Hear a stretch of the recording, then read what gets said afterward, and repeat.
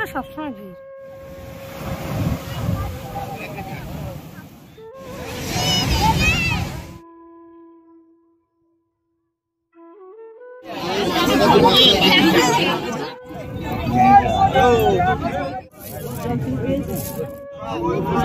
দেখতে পাচ্ছিস চলে এসছে অনেক ভোরবেলা। ওখানে মুক্ত বিক্রি হচ্ছে, আমি দুটো নিলাম।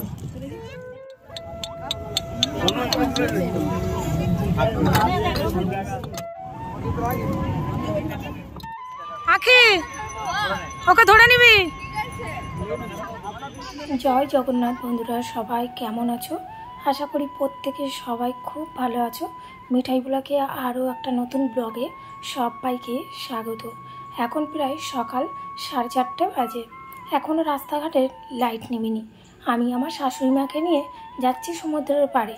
শুনেছি এই সময় নাকি অনেক মাছের নৌকো আসে, আবার সূর্যটাও নাকি দেখা যায়। সেই আশা করে যাচ্ছি, দেখা যাক কতটা কি দেখতে পাই।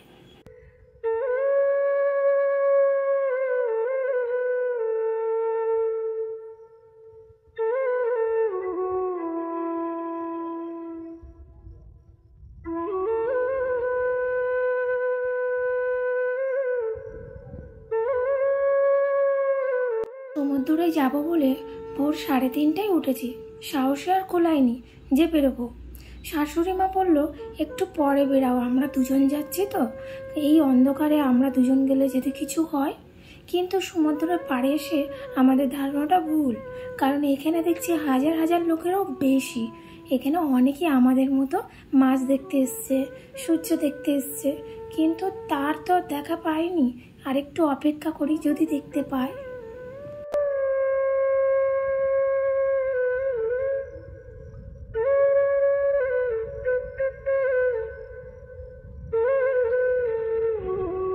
সমুদ্রের প্রায় অনেকটাই আমরা ডিপে চলে এসেছি।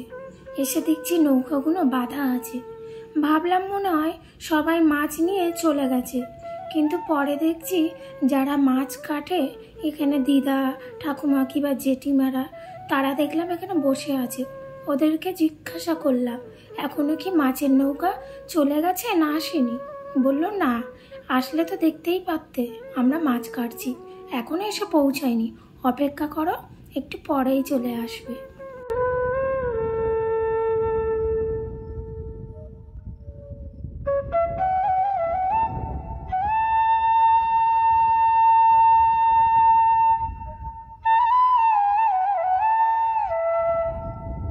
সমুদ্রে এসে কিন্তু একটা জিনিস লক্ষ্য করলাম, এখানে কিন্তু প্রচুর ঠান্ডা। যেমন আমাদের বাঁকুড়াতে খুবই গরম, এখানে আবার সেটা নেই। এত ঠান্ডায় আমরা আবার শীতের পোশাকও কিছু আনিনি। খুব শীত করছিল প্রত্যেকটা মানুষেরই। একটা কাজ ভালো করেছি, সেটা হলো সবাই মিলে একটা করে বিছানা চাদর নিয়ে এসেছিলাম।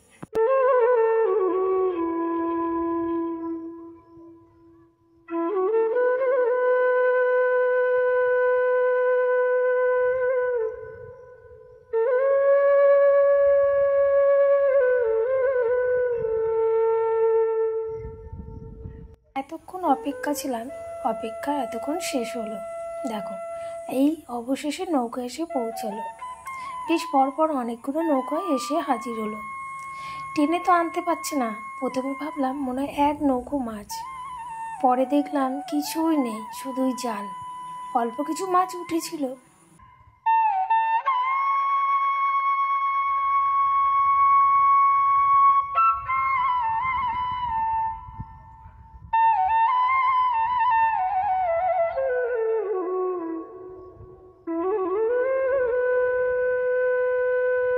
যারা মাছ ধরা জেলে তারা কত পরিশ্রম করে, তাই না?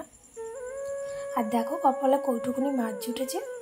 দেখে প্রথমে ভাবলাম মনে হয় অনেক মাছ, অবশেষে দেখছি অল্প একটু সামান্য মাছ। কোনোদিনও বেশি জোটে, কোনোদিনও কম। এত পরিশ্রমের উপরে আবার ওরা একজন নয়, বেশ 7-8 জন একটা নৌকোতে থাকে।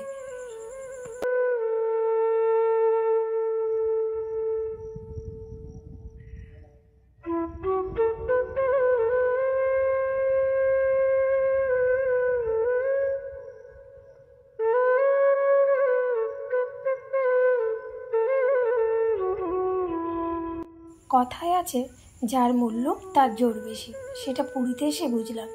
পুরীতে কেন, আমরা যেখানেই ট্যুর করি সেখানে গেলেও বুঝতে পারি, কিন্তু এই পুরীতে এসে আমরা একটু বেশি করে ঠকে গেছিলাম। আমরা প্রত্যেকটা মানুষ যখন দোকান দিয়ে কিছু কিনতে যায় সাহস পাই না এটা আসল না নকল, কিন্তু এই মাছ ধরা জেলেগুলো দেখো কত চালাক আর কত মানুষকে বোকা বানায়। যখন দোকানে কিনতে যাই আমরা ভাবনা চিন্তা করি কিনবো কি বা কিনবো না, কিন্তু এখানে লোকজন কোনো কিছু প্রশ্ন না করেই কিনে নিচ্ছে, আর ওরাও কি সুন্দর বোকা বানাচ্ছে, বলছে এগুলো নাকি আসল। যদি এমনটাই হতো তাহলে তো ওরাই বড় লোক হয়ে যেত, তাই না?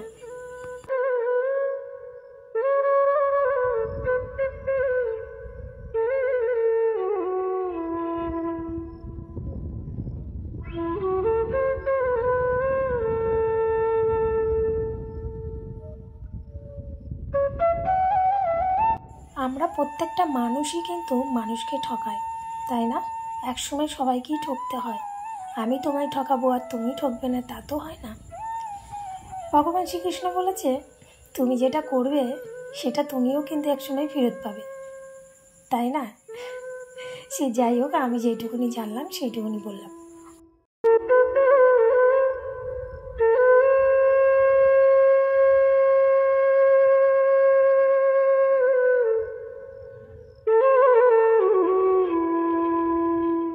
মাছ কিংবা যারা কাঁকড়া কিনছে এখানে কাটার ব্যবস্থাও আছে।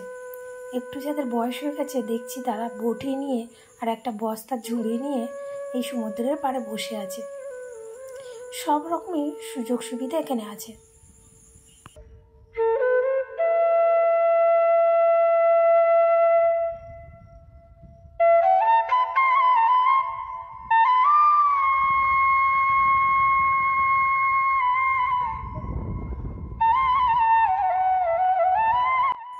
আমার মনে হয় সকালবেলাটা মনে হয় বেশি একটু কেনাকাটা হচ্ছে, কারণ এখানে দেখাচ্ছে যে এই মাত্র সমুদ্র থেকে তুলে নিয়ে এসেছি, এরকমই একটা বোঝানো হচ্ছে।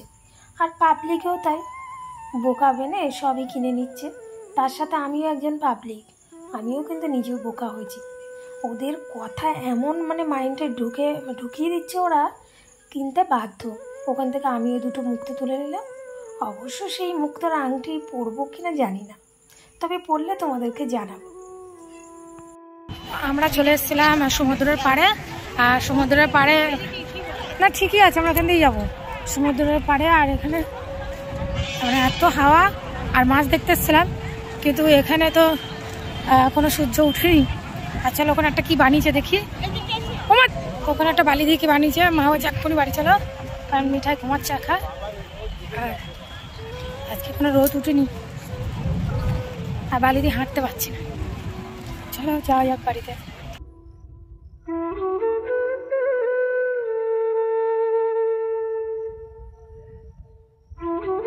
সমুদ্র থেকে রিটার্ন আমরা রুমে চলে এলাম। শাশুড়ি মা ছোট্ট মিঠাইকে নিয়ে এখন ছাদের উপরে খাওয়াচ্ছে। হালকা হালকা একটু বৃষ্টিও পড়ছে, এদিকে আবার প্রচণ্ড ঠান্ডা।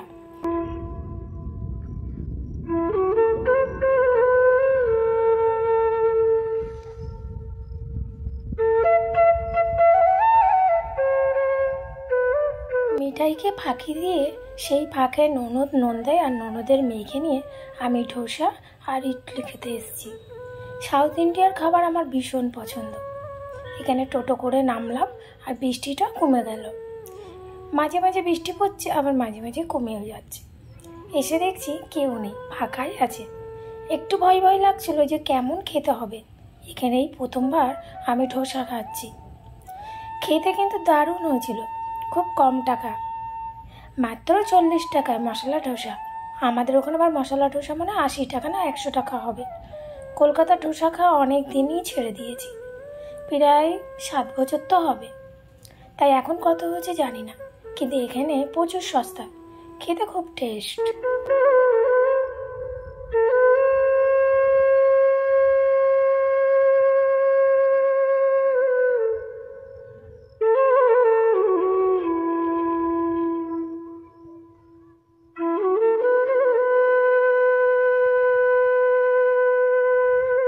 খেতে এসেও শান্তি নেই, মনটা খুব খারাপ লাগছে। এক তো কর্তামশাইও আসেনি, দ্বিতীয়ত আবার ছোট্ট মিঠাইকে নিয়ে আসেনি। ঘুম থেকে উঠে ও কিচ্ছুটি খায়নি। শাশুড়ি মা বলল, ও তো বাইরের খাবার সেরকম একটা কিছু খেতে পারে না, তাই তোমরা চলে যাও, আমি ওকে ম্যাগি খাইয়ে দেবো। বললাম ঠিক আছে। খাওয়া দাওয়া কমপ্লিট। এদিকে ভাবছি সামনে অনেকটা জল, 1 হাঁটু মতো, হাতে ছাতা, তাই খুব হাসি পাচ্ছিল কি করে যাব।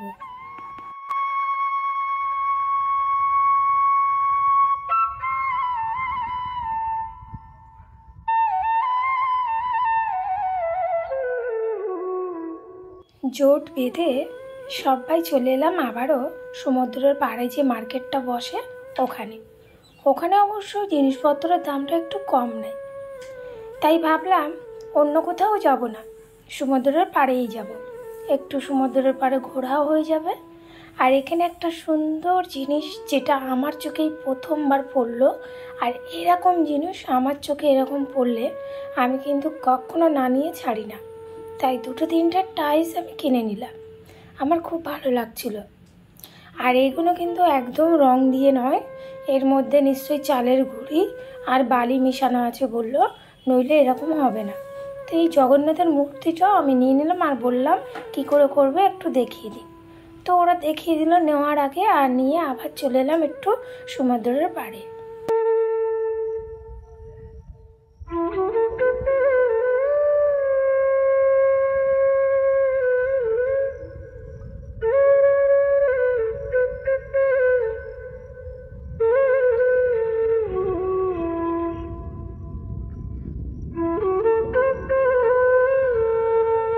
সমুদ্রে আজকেরই আমাদের লাস্ট ঘোরা, একটু মন খারাপ লাগছিল, তাই সবাই মিলে আবার চলে এলাম সমুদ্রের কাছে। সমুদ্রকে আমরা সবাই খুব মিস করি, আর সমুদ্রের সব থেকে আমার বেশি প্রিয়। কার কীরকম ভালো লাগে আমি জানি না, কিন্তু আমাকে কোথাও ঘুরতে যাওয়ার কথা বললে আমি সমুদ্রের নামটাই নিই।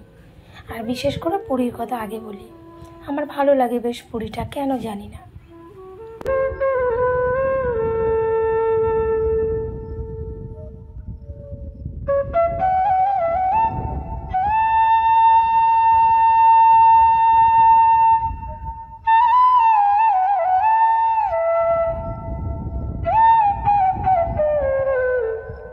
আবার কবে আসবো জানি না, যতবারই না আসি পুরীতে একটু ভালো লাগে, কিন্তু চলে যাওয়ার দিনে একটু মনটা খুব খারাপ লাগে।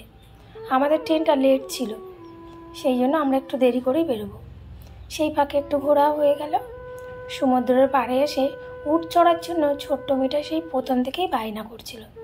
এখানে আমার একটা দেওর আছে, ছোট দেওর, তার নাম বিবেক, সেই সবাইকে উটের পিঠে তুলে দিয়েছে, বললো পেমেন্ট আমিই করবো। সেই ফাঁকে ছোট্ট মিঠাই রানী সবার মাঝে গিয়ে উঠে বসলো। আর এখানে আরও 2জন আছে, আর ওদের ওঠার সময় একটু সমস্যা হচ্ছিল, জানি না কেন, হয়তো মনে হয় একটু ভার হয়ে গেছিলো তার জন্য।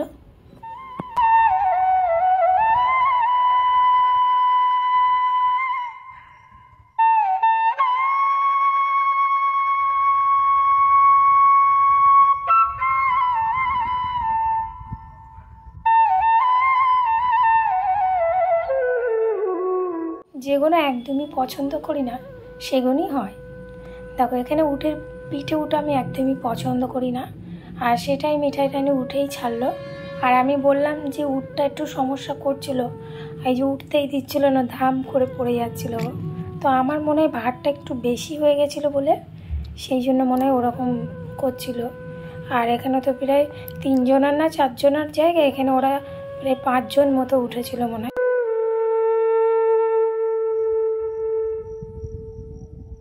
আজ ব্লগটা আমি এখানেই শেষ করছি, দেখা হবে পরের ব্লগে খুব শিগগিরই। পুরো ভিডিওটা যদি ভালো লেগে থাকে একটা লাইক করে দিও, ভালো লাগলে একটা কমেন্টে করো।